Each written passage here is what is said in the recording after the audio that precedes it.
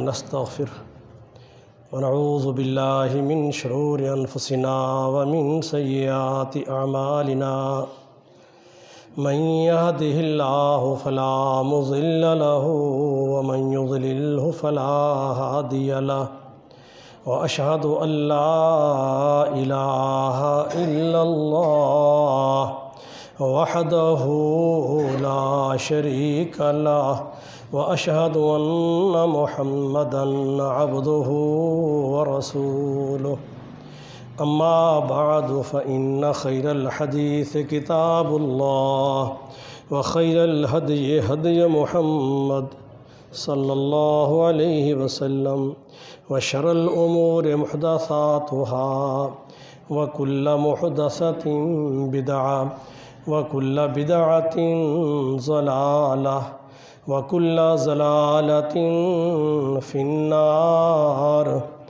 أعوذ بالله السميع العليم من الشيطان الرجيم ومن يتق الله يجعل له مخرجا ويرزقه من حيث لا يحتسب ومن يتوكل على الله فهو حسبه۔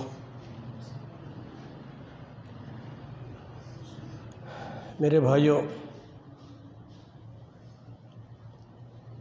انسان فطرتی طور پر، پیدائشی طور پر اللہ کی مخلوقات میں سے ایک کمزور جسم والی مخلوق ہے۔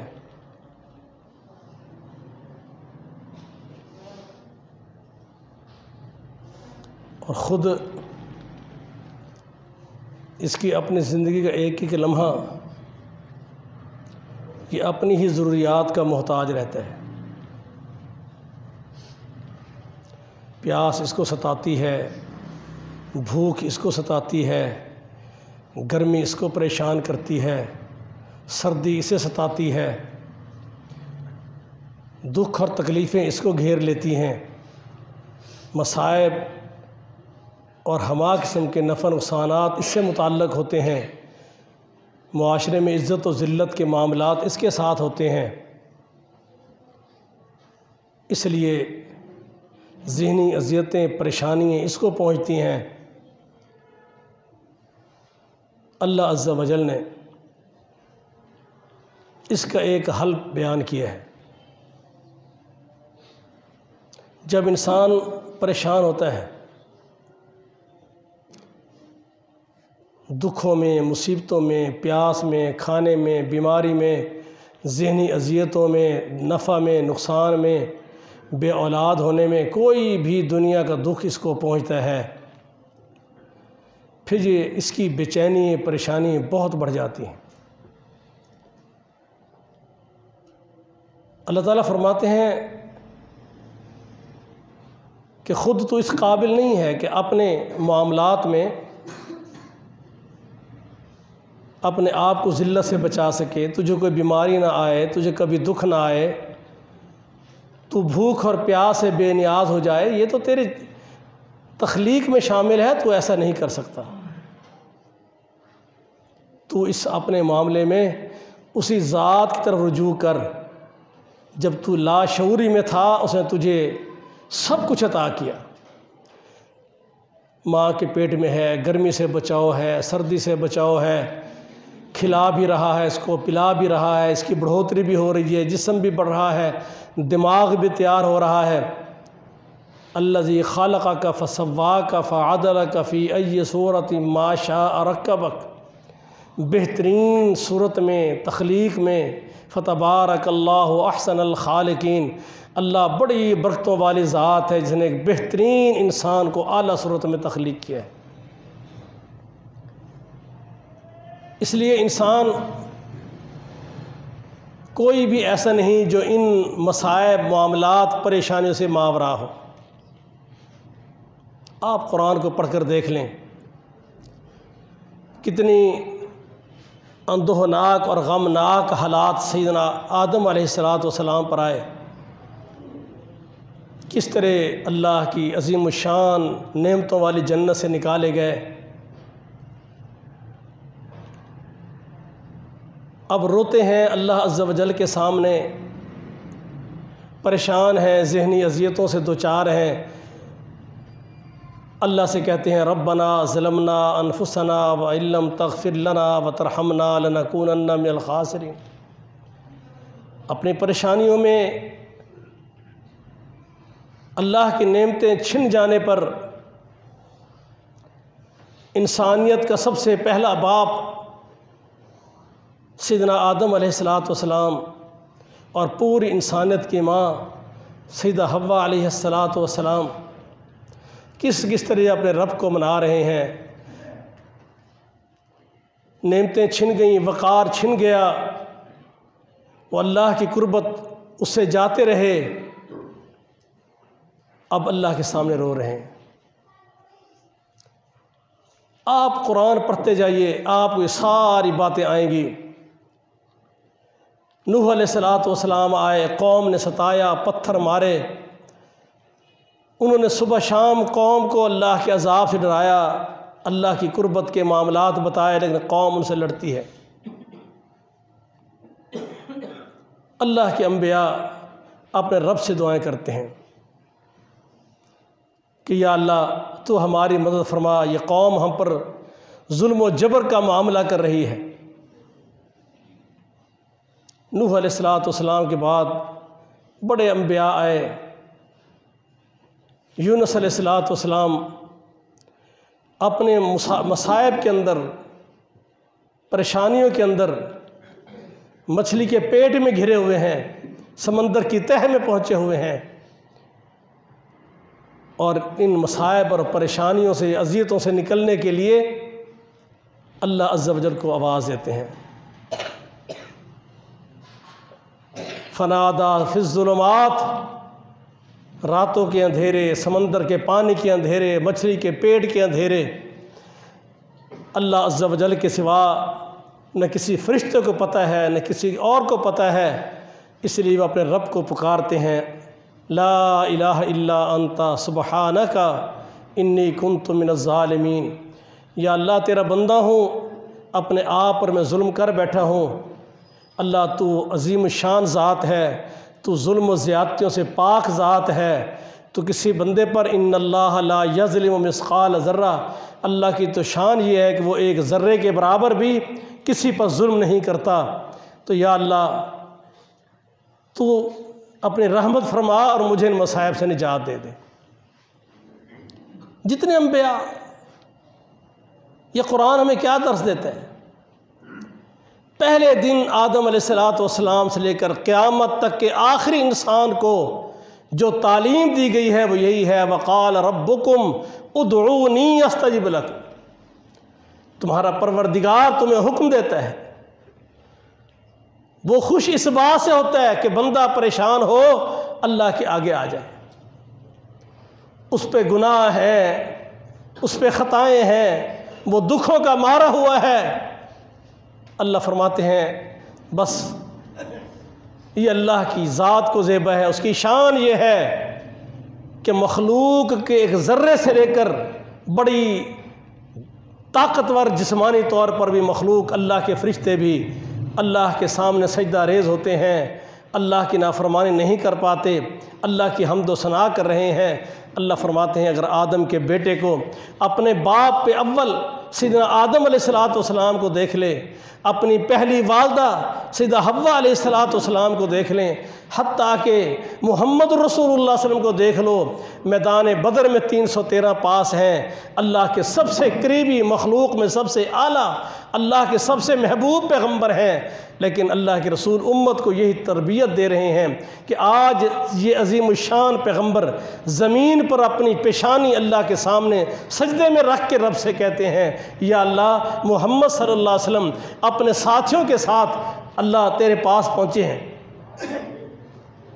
اللہ قرآن میں کہتے ہیں کہ جب بدر کا معرکہ تھا بِبَدْرٍ وَأَنْتُمْ أَذِلَّةٌ، تم بڑے کمزور تھے، مد مقابل دشمن طاقت والا تھا، لیکن کیا خیال ہے ان اللہ لقوی عزیز، اللہ جس کے ساتھ ہو دنیا کی کوئی طاقت جو اپنے طاقت پہ ظلم کرتی ہو تو خود کمزور ہے۔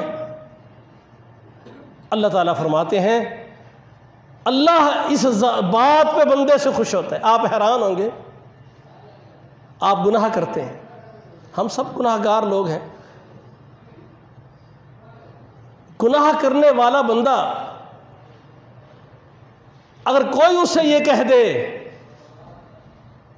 اللہ کے اس بندے کو، خطا کار کو، کہ تو بڑا گندہ ہے، اللہ تیری مغفرت نہیں کرے گا، اللہ کو اس بات پر، وہ نمازی ہو، وہ حاجی ہو، وہ صدقہ خیرات کرنے والا ہو، وہ اللہ کے سامنے جھکنے والا ہو، وہ عالم ہو، وہ مفتی ہو، وہ پیر ہو، بزرگ ہو، اور کسی خطا کار بندے کو تانا دے کے کہہ دے چل ہٹ پیچھے، اللہ تجھے کبھی معاف نہیں کرے گا۔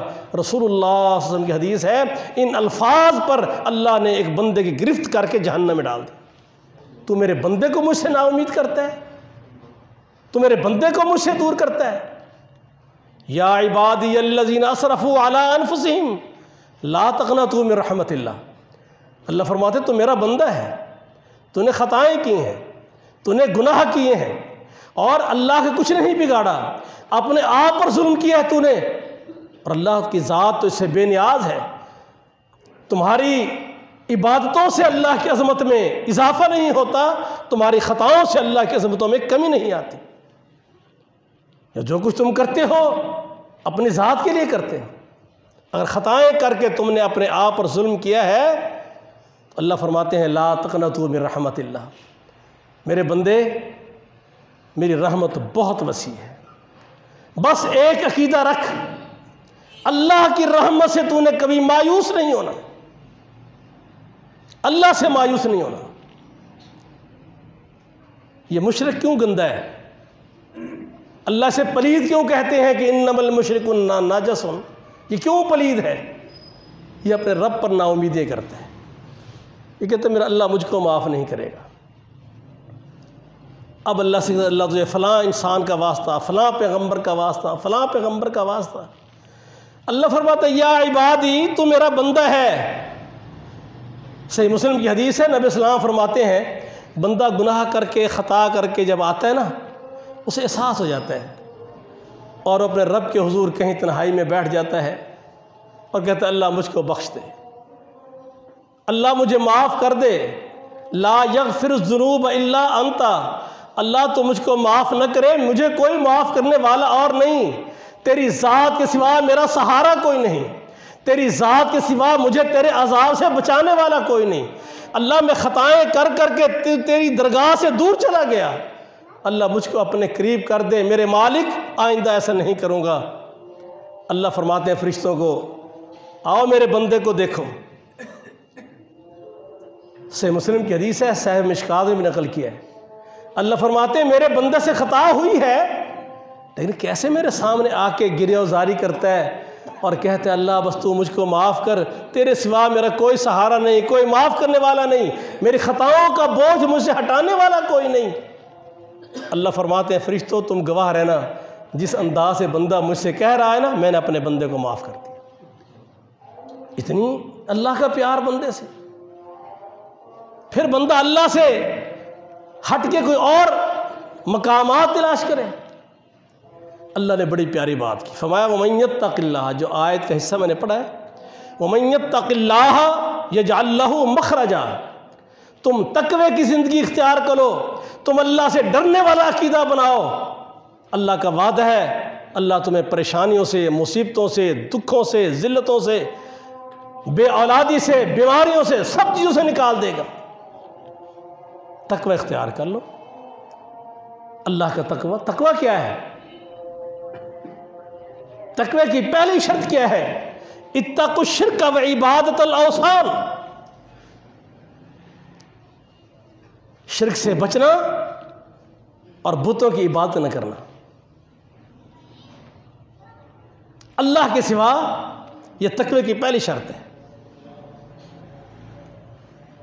کبھی کوئی بندہ اللہ کے ساتھ شرک کرتا ہو، وہ دنیا کے معاشرے میں، معاملات میں جتنا مرضی اچھا ہو، وہ مسجدوں میں، عبادات میں، نمازوں میں، روزے میں، جہاں مرضی کھڑا تمہیں نظر آئے، اللہ فرماتے ہیں وَلَوْ أَشْرَكُوا لَحَبِطَ عَنْهُمْ مَا كَانُوا يَعْمَلُونَ، ایک شرک والی غلاظت، یہ ایسا کینسر ہے بدعقیدگی کا کہ جس کے اندر یہ موجود ہے، اللہ تعالیٰ اس کو کبھی بھی نہ اس کا عمل قبول کرتا ہے نہ اللہ اس کو کبھی معاف کرے گا۔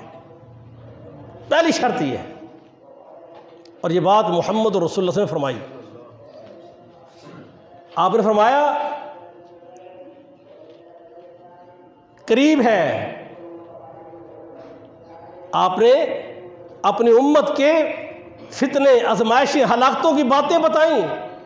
سیدنا ثوبان رضی اللہ عنہ فرماتے ہیں، صحابی رسول ہیں، اللہ کے پیغمبر علیہ الصلوۃ والسلام نے فرمایا کہ جب میری امت میں تلوار رکھ دی جائے گی پھر قیامت تک ہٹائی نہیں جائے گی، یعنی یہ امت جب آپس میں حسد، بغض، مال و متاع کی طمع، اقتدار کی ہوس، جب یہ ان کو گھیر لے گی اور جب یہ لڑیں گے آپس میں، تلواریں نکال لیں گے، پھر قیامت تک تلوار ان میں چلتی رہے گی، ایک دوسرے گردنیں کاٹتے رہیں گے۔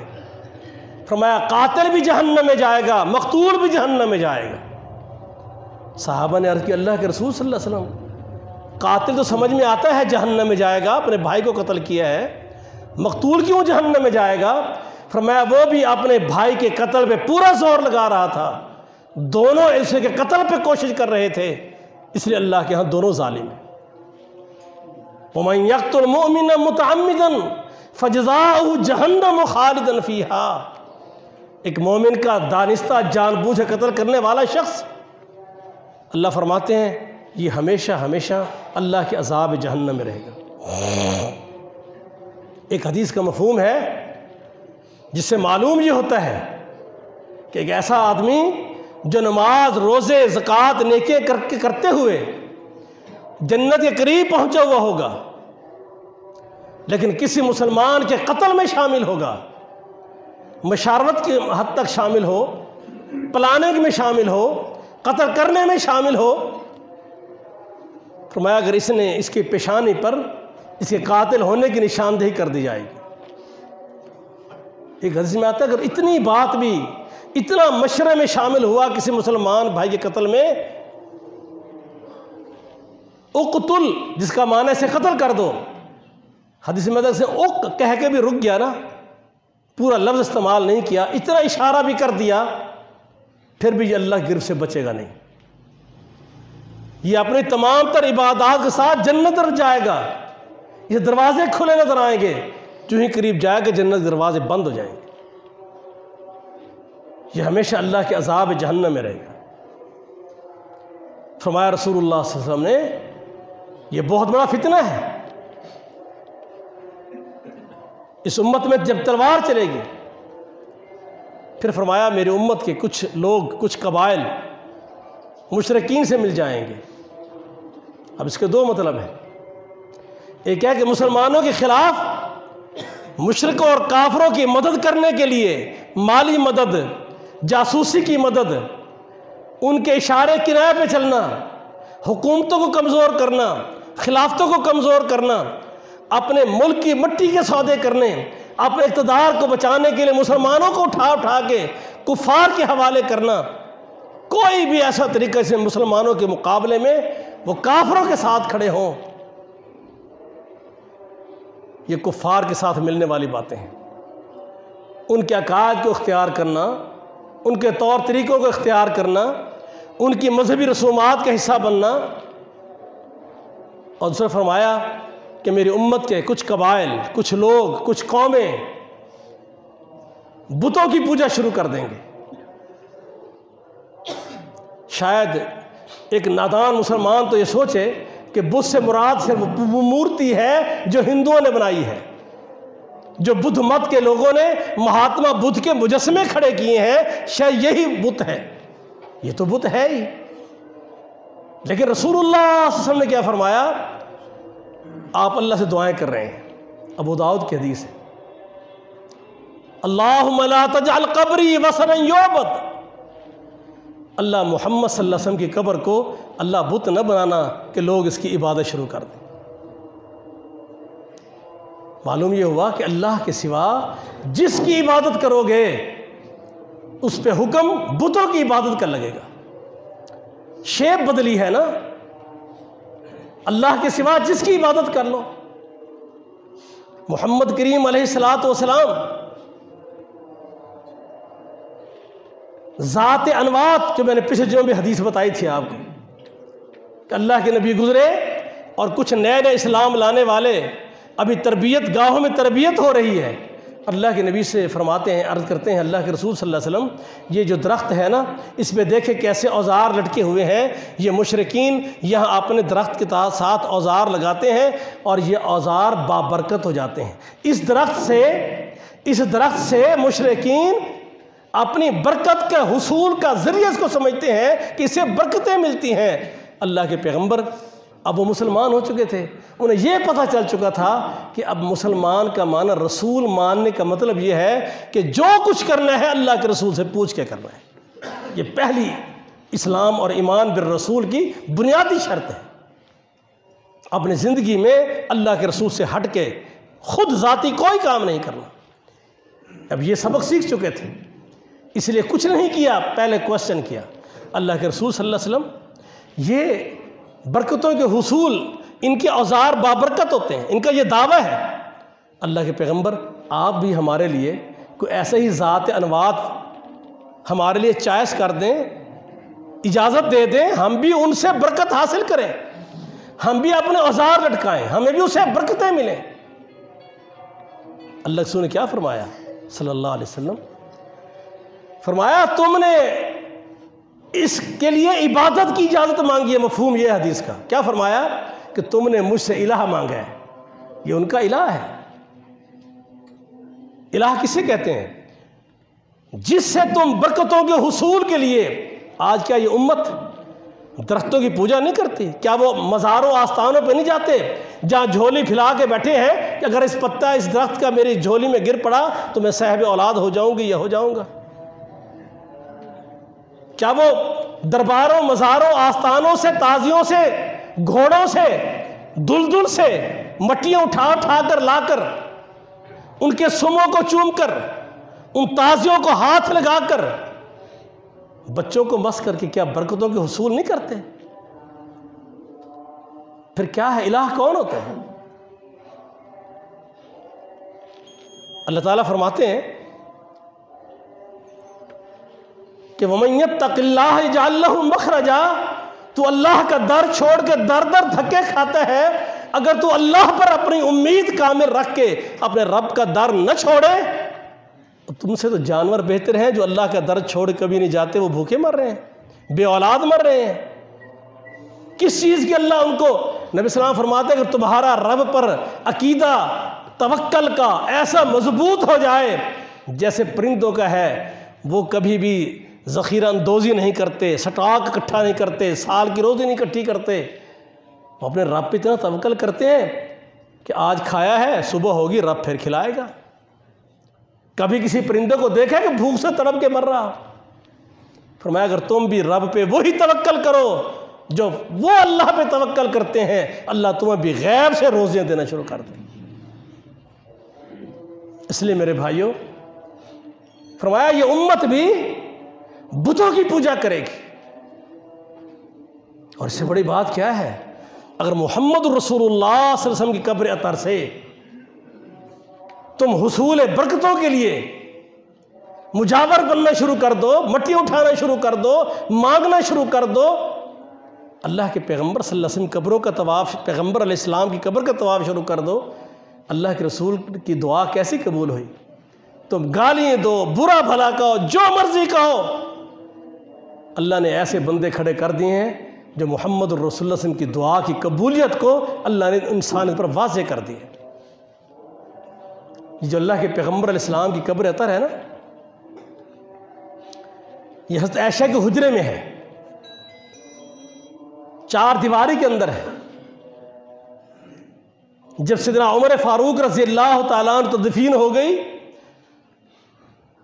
اس سے پہلے حضرت عائشہ اسی حجرے میں رہتی تھی،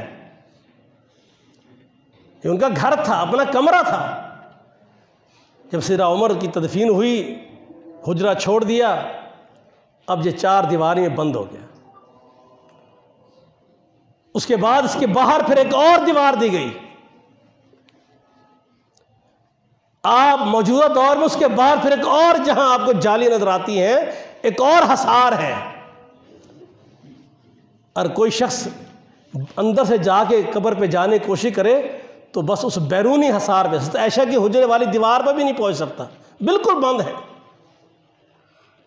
اللہ کے نبی فرمائے اللہم لا تجعل قبری وثنا یعبد، اللہ میری قبر کو بت نہ بنا دینا کہ لوگ اس کی پوجا کریں.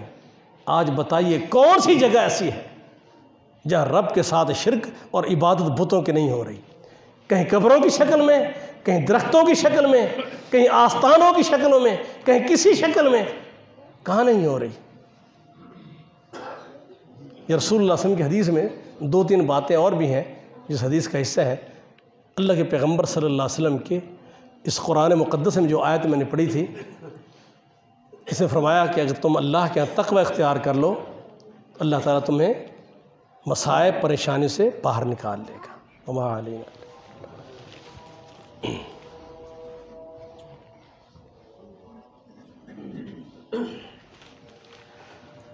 الحمد للہ نحمده ونستعینه ونستغفره ونعوذ باللہ من شرور انفسنا ومن سیئات اعمالنا من يهده الله فلا مضل له ومن يضلله فلا هادي له واشهد ان لا اله الا الله وحده لا شريك له واشهد ان محمدا عبده ورسوله. اما بعد فان خير الحديث كتاب الله وخير الهدي هدي محمد صلى الله عليه وسلم وشر الامور محدثاتها وكل محدثة بدعة وكل بدعة ضلالة وكل ضلالة في النار. اللہ فرماتے ہیں تقوی اختیار کرو گے، اللہ کا ڈر سے اپنی زندگی گزارو گے. کیا معنی اللہ کے ڈر کا؟ اللہ سے بے پناہ محبت کرو. اللہ کو یہ ڈر چاہیے. جیسے آپ کو اپنی والدہ محترمہ سے سچی محبت ہو تو آپ اپنی بیوی سے کہیں نہیں ایسا نہیں کرنا، ماں جی ناراض ہو جائیں گی. یہ اس کا احترام ہے. بیٹے سے نہیں بیٹا تیرے دادا ابو ناراض ہو جائیں گے، نہیں ہم نے یہ کام نہیں کرنا. یہ ان کا احترام اور محبت ہے. اللہ عز و جل جو تمہارا خالق مالک رازق ہے، تقوی یہ ہے کہ تم اللہ سے اتنی محبت کرو اور اس محبت کی بنیاد پر، اس احترام و عظمت اور قدر منزلت کی بنیاد پر کوئی ایسا کام نہ کرو جس سے اللہ ناراض ہوتا ہو. یہ تقوی ہے. اور محمد رسول اللہ صلی اللہ علیہ وسلم نے وہ سب کچھ امت کو بتا دیے ہیں کن کاموں سے اللہ ناراض ہوتا ہے، کن سے اللہ راضی ہوتا ہے. اللہ فرماتا ہے کہ تم ایسا کرو گے نا وَيَرْزُقْهُ مِنْ حَيْثُ لَا يَحْتَسِبُ، پھر اللہ تمہیں رزق بھی ان ذرائع سے دے گا جو تمہارے وہم و گمان میں نہیں ہوں گے. پھر تم نے حرام کی طرف نہیں جانا، کسی کا حق نہیں مارنا، بہنوں کی جائیدادیں بیٹیوں کو جائیدادوں سے محروم نہیں کرنا، اپنے کسی ہمسائے کی زمین کا کوئی اس کے انچ فٹ نہیں لینا، دھوکے فراڈ سے کسی کا پیسہ نہیں مارنا. یہ تقوی کے خلاف ہے. ہاں اللہ تمہیں رزق دے گا، تم تقوی کی زندگی اختیار کرو. اس لیے میرے بھائیوں کوشش کیجئے، یہ دنیا ہم سے بڑے بھی چلے گئے، ہم نے بھی چلے جانا ہے، اور موت کے بعد پھر یہ لمحات بہت اوکھے ہوں گے. آج وقت ہے کہ اللہ سے توبہ کر کے اپنے رب کو منا لیں. آئندہ خطبہ جمعہ اس مسجد میں ہمارے بہت نوجوان عظیم مذہبی سکالر بھی ہیں، عالم بھی ہیں، الحمدللہ ایک نیک اور صالح نوجوان ہیں. میرے مراد محترم شیخ محمد عظیم حاصل پوری ہیں. بہت زیادہ کتابوں کے مصنف بھی ہیں، ایک علمی شخصیت ہیں. تو آئندہ خطبہ جمعہ وہ یہاں دیں گے اس مسجد میں. آپ بھائیوں سے گزارش ہے کہ وقت پہ تشریف لائیں اور اپنے دوستوں کو بلائیں. یہ اللہ کا دین سیکھنے کے ذرائع میں ایک ذریعہ خطبہ جمعہ بھی ہے. اللہ میرا اور آپ کا حامی و ناصر ہو. سبحان ربک رب العزت عما یصفون وسلام علی المرسلین والحمد للہ.